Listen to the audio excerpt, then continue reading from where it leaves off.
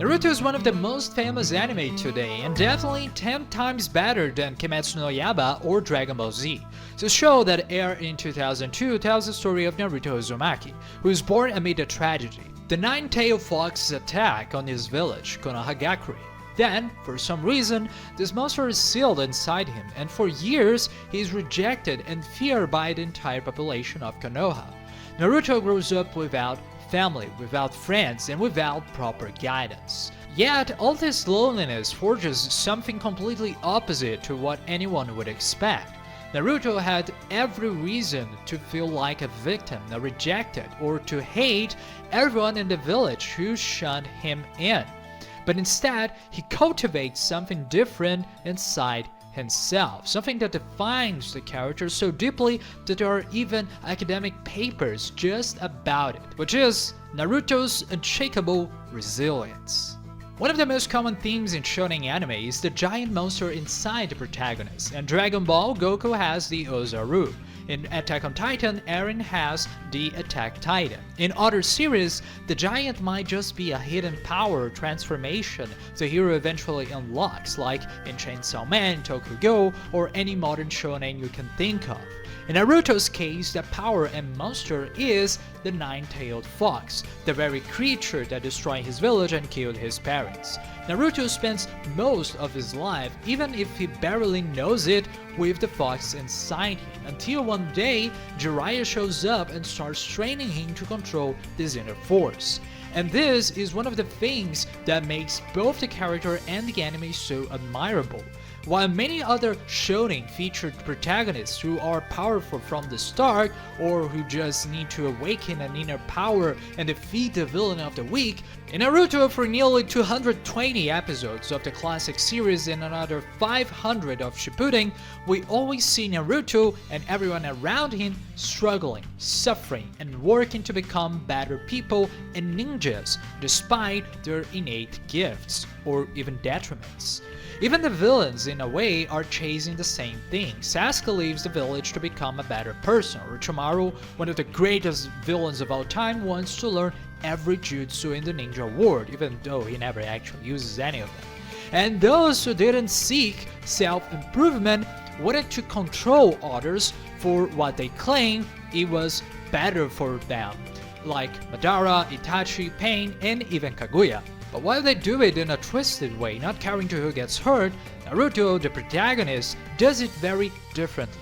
In Naruto's case, we know he has immense power inside him, but it's only through training and constant effort to shape it that this inner force, this giant within him, awakens. We see him learning to climb trees, use shadow clones, master the Rasengan, and it all takes multiple episodes to develop. But above all, we see the persistence, the sweat, and the sacrifice he makes to achieve it.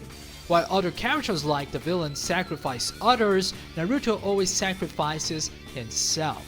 No surprise, because looking at his personality, he's considered an ENFP, a type that uses the Jungian functions and EFITENSI.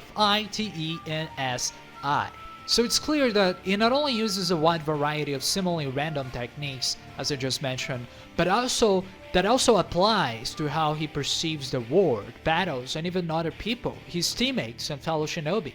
Naruto is always seeing possibilities. He's always more focused on what could be than on what is or what's happening. He always believes in people's hidden potential, just like he believes in his own. In fact, this is what defines Naruto the most. He lives in a world of possibilities, a world focused on the future, not the past. Because if he focused on the past, he probably wouldn't even get out of bed, given how the village treated him in the past, that is. So this trait is very common in people with dominant extroverted intuition and E. They're always searching for what could be, not caring much whether it's realistic or not, especially when they learn to develop and use their shadow function. Introverted sensing, they learn to become more responsible, diligent, and develop the consistency needed to turn those possibilities into reality. Not because they already have the foundation, but because they learn to build the foundation they need. An example is how Naruto constantly declares in no uncertain terms that he will become Hokage one day. Even though everyone around counts it impossible or absurd, especially in the first series, it's precisely through the fight, through the perseverance and resilience, continuing to dream, holding that idea firm, doing what's necessary, even without knowing how, that he actually brings his idea from the world of concepts into the theological, the physical world.